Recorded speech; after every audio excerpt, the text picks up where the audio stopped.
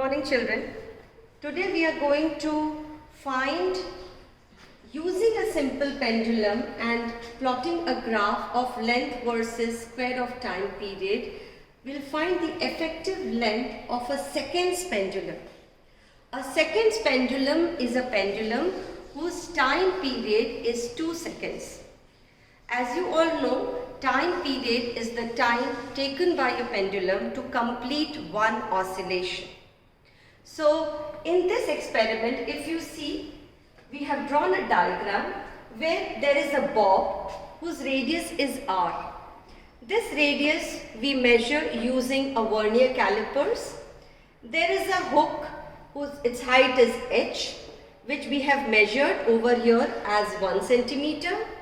We have also measured the radius of the bob as 1 centimeter, and the length of the thread from the point of suspension to the hook is L dashed. When we talk of the length of a pendulum, the length of a pendulum is calculated from the center of the bob to the point of suspension. So in this case, the length of the pendulum will be L dashed plus H plus R. Now you can see the setup over here. Here we have taken this bob whose radius we have already measured. Then there is a hook above it which is 1 centimeter, and from the point of hook till the point of suspension we measure the length of a thread using a normal scale. In this case, we have kept the length to be 68 centimeters so that the length of the pendulum from the point of suspension to the center of the bob is 70 centimeter. In order to find the time period, we set this pendulum into oscillation, and with the help of a stopwatch, we calculate or measure the time of 20 oscillation. So, we displace the bob from its mean position by a small amount, and we start the stopwatch at the same time when we release the bob, and we calculate the time period, time for 20 oscillations. While counting measuring the time, we must be very careful that the displacement of the bob from the mean position should not be very large, because the formula that we use to find the time period, that is 2 pi under root L by G, this is applicable or it's correct only for small amplitudes of oscillation. From here you can see, if we square both sides, we get t square, which is 4 pi square L by G.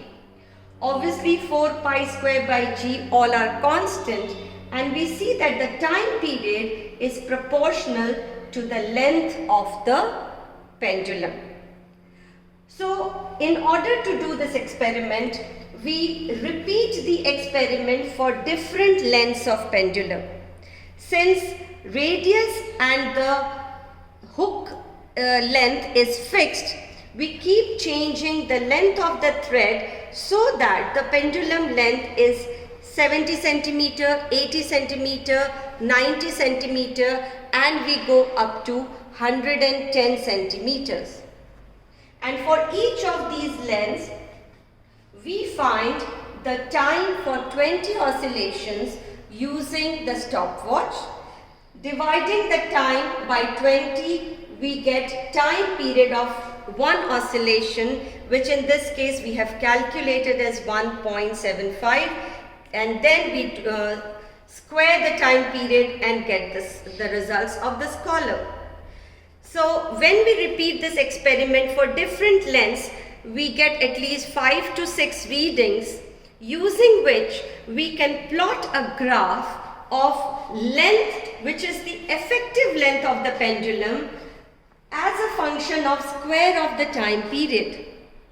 And obviously you can see from the equation that we will get a straight line. So when we plot the graph, we get a straight line, and we know that the time period of a seconds pendulum is 2 seconds, which means t square for a seconds pendulum will be 4 seconds. So corresponding to this 4 second, we draw a line and we drop the perpendicular on the x-axis, and the point where it intersects the x-axis will give us the effective length of the seconds pendulum. As you can see in this case, the length corresponding to 4 seconds is approximately coming to 100 centimeter. So like this, we can verify that the effective length of a seconds pendulum is 100 centimeters. Thank you.